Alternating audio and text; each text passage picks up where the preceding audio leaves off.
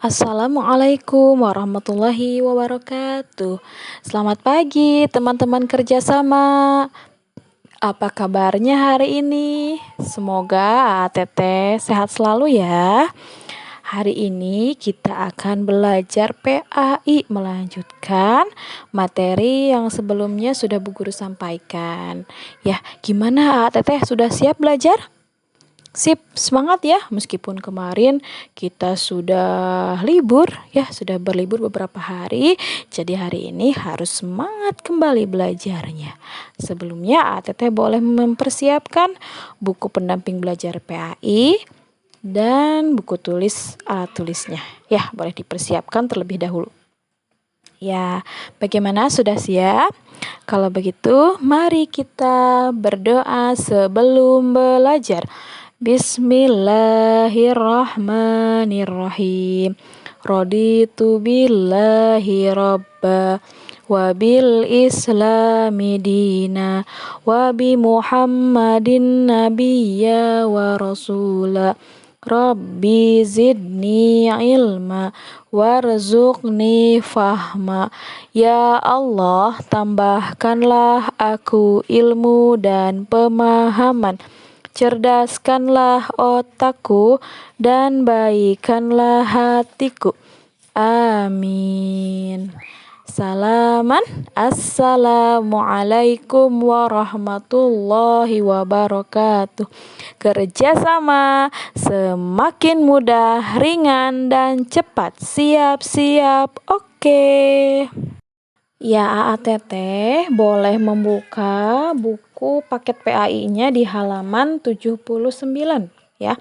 Hari ini kita akan membahas tentang tata cara sholat dan bacaannya ya.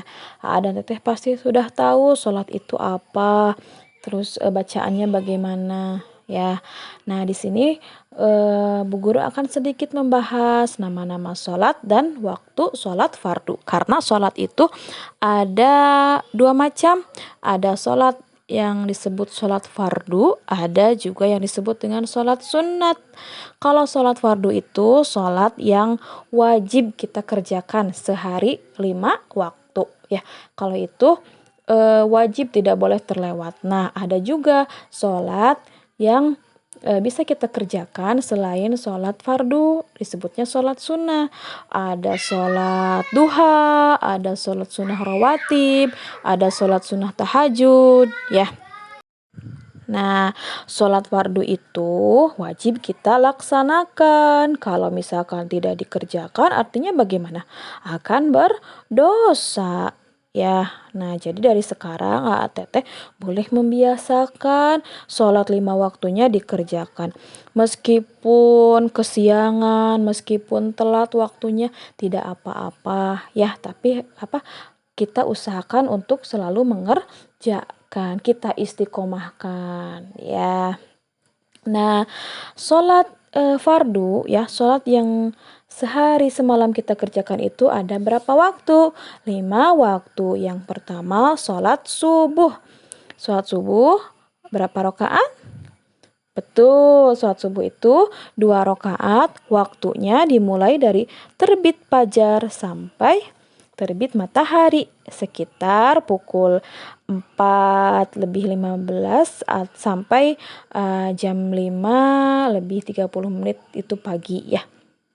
Nah, yang kedua ada sholat duhur. Berapa rakaat sholat duhur? Sip, betul, 4 rakaat. Waktunya sekitar jam 12 siang sampai jam 3 sore, 3:15 ya. Nah, ATT kalau waktu zaman dahulu sebelum ada azan, melihat waktu sholat duhur itu dilihat dari apa? Dari ciri benda menyatu dengan bayangannya sampai dengan benda dan bayangannya sama panjang. Jadi kalau misalkan mau tahu ini sudah waktu sholat duhur atau belum, zaman dulu itu misalkan ditaruh benda, misalkan pulpen atau pensil. Nah, kemudian Dilihat bayangannya sudah sejajar, sudah sama dengan benda aslinya belum. Kalau misalkan sudah, berarti itu sudah masuk waktu sholat duhur ya. Tapi kalau sekarang kita sudah ada azan, jadi bisa lebih mempermudah untuk mengetahui waktu sholat. Yang ketiga ada sholat asar. Sholat asar sama dengan sholat zuhur 4 rakaat. Waktunya sekitar jam 15 sampai 15 maksudnya jam 3 sore ya, jam 3 sore sampai setengah 6 kurang lebih ya. Nah, waktunya mulai dari bayangan benda lebih panjang dari benda aslinya. Nah, jadi kalau misalkan waktu asar itu, kalau tadi waktu zuhur bayangan benda itu sama dengan benda aslinya, kalau misalkan sudah mulai waktu sholat asar itu, bayangannya lebih panjang. Nah, yang keempat, sholat maghrib. Berapa rakaat sholat maghrib? Betul, 3 rakaat. Waktunya sekitar jam setengah 6 sore sampai dengan jam 7 malam. Waktunya mulai dari matahari terbenam sampai hilangnya warna merah di ufuk barat. Kemudian yang terakhir ada sholat isya. Sholat isya 4 rakaat. Waktunya sekitar pukul 7 malam sampai dengan jam 4 pagi ya. Waktu mulai dari hilangnya warna merah di ufuk barat sampai terbitnya fajar. Nah, itu untuk sholat isya. Nah, ATT kalau misalkan seluruh sholat fardu itu rakaatnya kita jumlahkan, ada berapa jumlah rakaat sholat yang kita kerjakan selama sehari semalam? Ya, betul, ada 17 rakaat. Kemudian tata cara sholat dan bacaannya. Nah, untuk ini juga Bu Guru yakin dan Teteh sudah bisa. Ya, mungkin pada bacaannya harus lebih diperlancar lagi ya. Jadi dan Teteh sholat fardu itu yang 5 waktu itu bacaannya sama.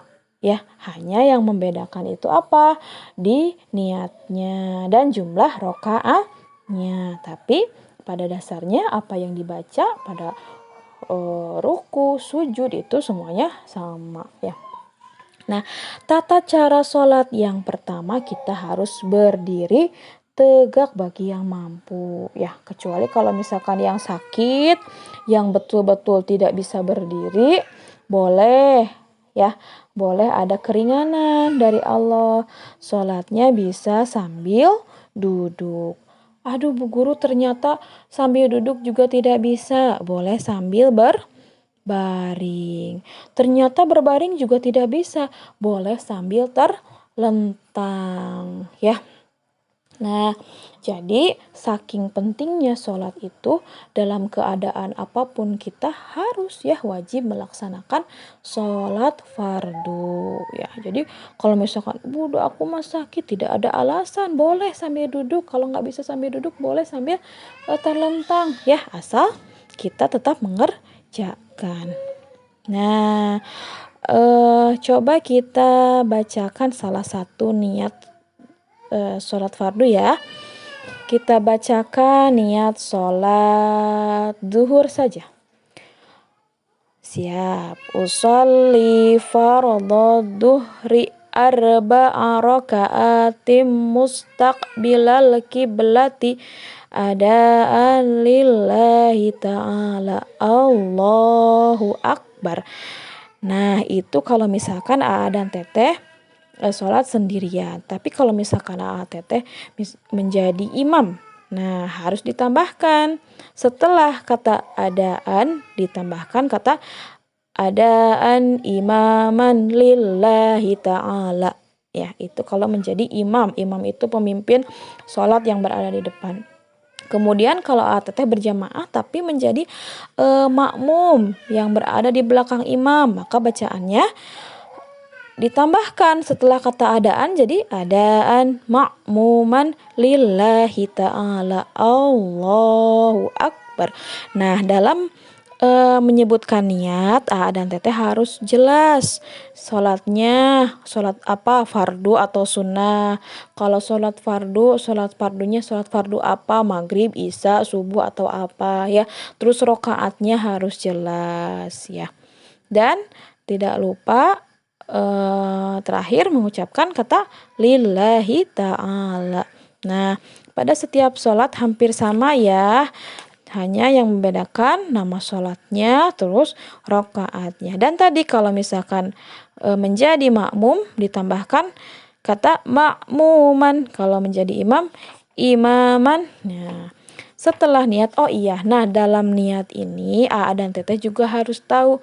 Jadi ada niat yang diucapkan secara lisan ya, ada juga niat yang dibaca di dalam hati. Jadi ketika Teteh membacakan usolli fardhu duhri arba'a raka'atim mustaqbilal kiblati adaan lillahi ta'ala Allah. Nah, ketika mengangkat kedua tangan takbiratul ihram ya, itu dalam hati kita juga membaca niat ya, itu dikerjakan oleh hati. Hati juga membaca usolli fardhu duhri arba'a raka'atim mustaqbilal kiblati ada alillahi ta'ala Allahu akbar ya.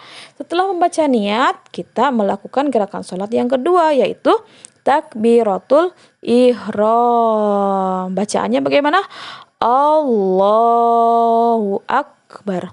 Nah, dalam takbiratul ihram ini mengangkat kedua tangan ya sejajar dengan bahu, jari-jari sejajar dengan telinga, telapak tangan diarahkan ke kiblat. Nah, kalau misalkan yang laki-laki itu agak dibuka ya ketiaknya, kalau yang perempuan boleh rapat ya.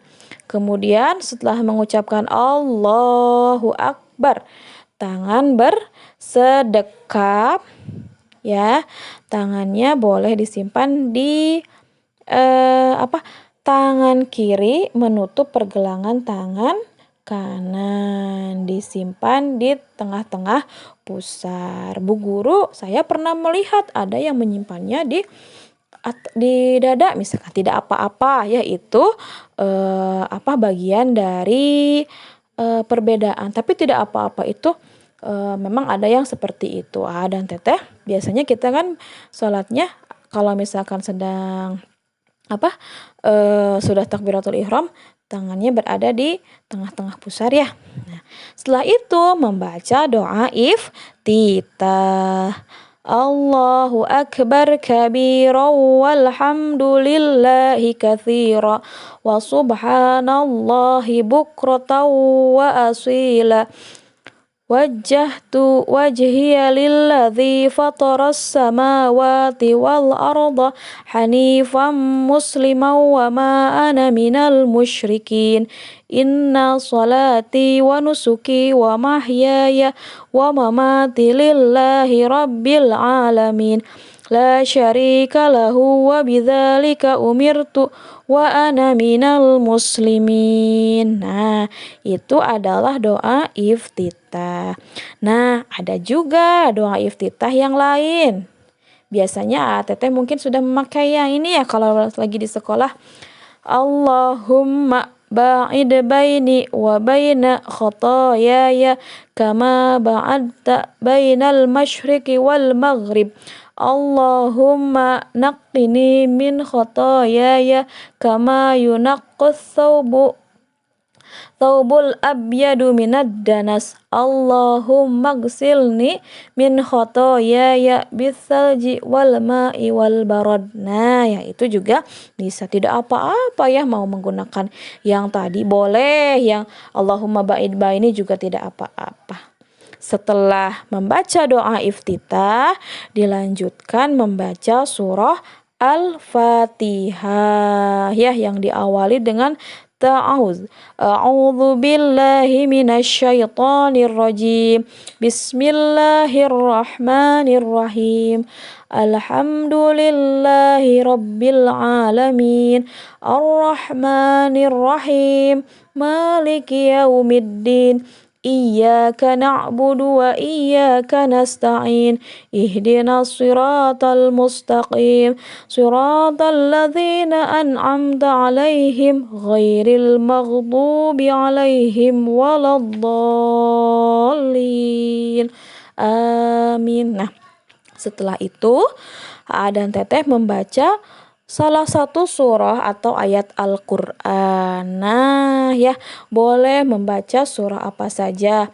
Kalau bisa ya, memang kalau rakaat yang pertama itu surahnya memilih ayatnya yang lebih panjang. Nih, misalkan yang rakaat pertama Aa dan Teteh membaca surah yang jumlah ayatnya ada 8 ayat misalkan. Nah, di rakaat yang kedua itu kalau bisa membaca surah yang ayatnya lebih pendek. Misalkan kalau yang tadi yang pertama membaca surah At-Takasur, yang kedua boleh membaca surah Al-Kautsar misalkan ya. Jadi rakaat yang pertama yang ayatnya lebih panjang, rakaat yang kedua ayatnya lebih pendek. Bebas ya surah apa saja. Atau misalkan Bu Guru saya kan menghafal surah Asy-Syams sekarang, baru hafal 5 ayat, tidak apa-apa 5 ayat juga dibaca ya. Karena yang terpenting itu mau satu surah atau ayat, beberapa ayat Al-Qur'an ya. Setelah itu takbir Allahu Akbar ya, kemudian membungkukkan badan, tangan memegang lutut, mata ya pandangannya ke tempat sujud. Gerakan apa itu namanya? Betul, ruku. Bacaan yang dibaca ketika ruku adalah Subhana rabbiyal azimi wa bihamdih. Subhana rabbiyal azimi wa bihamdih. Subhana rabbiyal azimi wa bihamdih. Kemudian membaca apa? Setelah itu apa? I'tidal ya.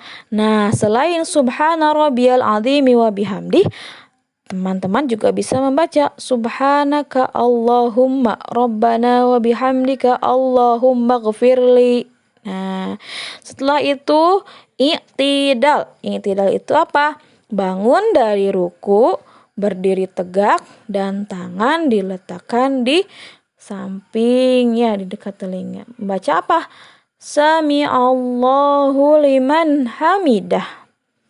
Setelah itu membaca Rabbana lakal hamdu mil'us samawati wa mil'ul ardi wa mil'u ma syi'ta min syai'im ba'. Nah, setelah itu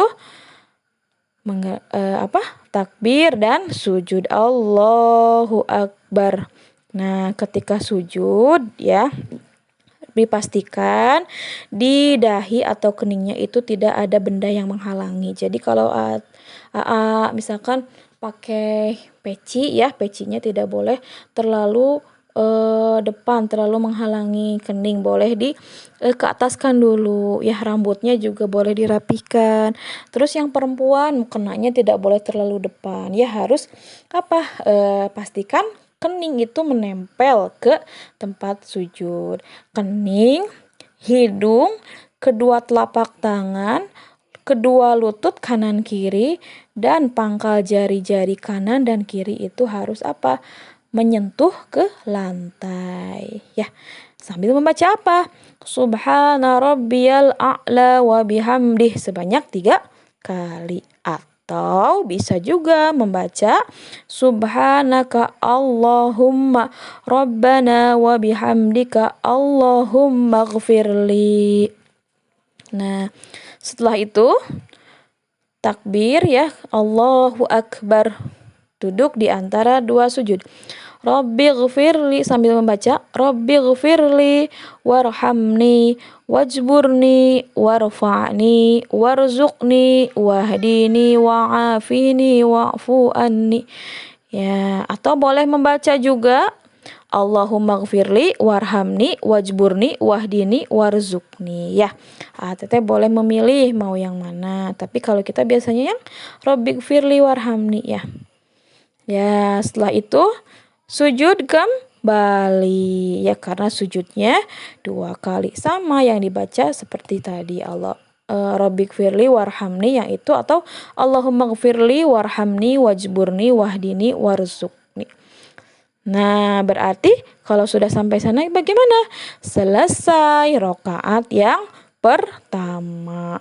Kemudian teteh boleh berdiri, bertakbir kembali ya, mengulangi bacaan seperti yang tadi ya. Nah, kalau sudah sampai rakaat kedua itu apa namanya? Betul, tasyahud awal ya. Duduk tasyahud awal sama dengan duduk di antara 2 sujud, namun jari telunjuk kanan ditunjukkan dan pandangan mata diarahkan ke ujung telunjuk kanan ya. Nah, kalau misalkan tasyahud awal itu hanya ada pada sholat apa saja? Zuhur, asar, maghrib, dan isya. Kalau subuh tidak ada ya, karena hanya 2 rakaat saja. Kalau subuh berarti langsung tahiyat akhir ya. Pada tahiyat awal, tasyahud awal, apa yang dibaca? Boleh dilihat di bukunya halaman 87. Kita baca bareng-bareng.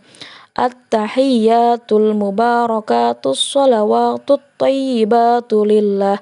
Assalamu alayka ayyuhan nabiyyu wa rahmatullahi wa barakatuh. Assalamu alayna wa ala ibadillahis shalihin.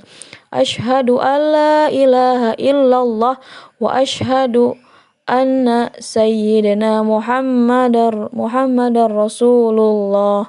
Nah, setelah itu dan teteh kembali berdiri melakukan bacaan seperti yang tadi ya. Nah, kalau sudah selesai sampai rakaat akhir, nah dan teteh membaca apa? Tasyahud akhir ya. Duduk tasyahud akhir seperti duduk pada tasyahud awal. Bedanya kalau tasyahud akhir, telapak kaki kiri ya, awas, telapak kaki kiri dimasukkan ke bawah kaki kanan. Ya, telapak kaki kanan ditegakkan dan pantat diletakkan di lantai ya. Nah, pada gerakan ini masih banyak yang keliru, nanti mah boleh dibetulkan ya. Nah, kemudian apa yang dibaca pada tasyahud akhir? Bacaannya sama ya seperti pada tasyahud awal ya yang tadi. Kemudian ditambah dengan bacaan. Nah, coba kita baca saja dari tasyahud awal ya. Yang dibaca pada bacaan tasyahud akhir. At-tahiyyatul mubarakatus shalawatut thayyibatu lillah. Assalamu alayka ayyuhan nabiyyu wa rahmatullahi wa barakatuh. Assalamu alayna wa ala ibadillahis shalihin. Ashhadu an la ilaha illallah wa ashhadu anna sayyidina Muhammadar Rasulullah. Allahumma sholli ala sayyidina Muhammad wa ala ali sayyidina Muhammad kama shallaita ala sayyidina Ibrahim wa ala ali sayyidina Ibrahim wa barik ala sayyidina Muhammad wa ala ali sayyidina Muhammad kama barakta ala sayyidina Ibrahim wa ala ali sayyidina Ibrahim fil alamina innaka hamidum majid. Nah, itu bacaan tasyahud akhir. Untuk gerakan sholat yang selanjutnya adalah salam ya. Ini adalah gerakan sholat yang terakhir, yaitu menoleh ke kanan sampai pipi kanan terlihat dari belakang dan membaca Assalamualaikum warahmatullahi. Kemudian menoleh ke kiri sampai pipi kiri terlihat dari belakang dan membaca Assalamualaikum warahmatullah. Ya, bagaimana A dan Teteh? Kira-kira sudah bisa ya bacaan sholat? Nah, sekarang Bu Guru ingin A dan Teteh ya praktek sholat. Ya, jadi A dan Teteh melakukan gerakan sholat dan membaca bacaannya sebisa A dan Teteh saja. Bu Guru ingin tahu A dan Teteh sudah sampai mana hafalan sholatnya ya. Oh iya, dan Teteh, bacaan sholat itu ya dibaca harus terdengar oleh diri sendiri. Jadi, bacaan sholat itu tidak diucapkan di dalam hati, tetapi diucapkan oleh lisan kita. Dan itu minimal terdengar oleh diri kita sendiri. Nah, tapi kalau misalkan dan Teteh sholat berjamaah dan misalkan menjadi imam. Nah, kalau menjadi imam lain lagi untuk sholat maghrib, isya, dan subuh ya bacaannya harus dikeraskan, dizaharkan. Nah, tapi untuk sholat yang lain tidak. Nah, jadi mulai sekarang kalau yang kemarin bacaan sholatnya mungkin dibaca dalam hati, mulai sekarang boleh lebih dikeraskan, cukup terdengar oleh diri sendiri saja. Ya, sedemikian yang dapat bisa Ibu sampaikan. Mohon maaf atas segala kekurangan. Mudah-mudahan ada manfaatnya. Mari kita tutup pelajaran hari ini dengan mengucapkan hamdalah bersama-sama. Alhamdulillahirabbil alamin. Terima kasih. Wassalamualaikum warahmatullahi wabarakatuh.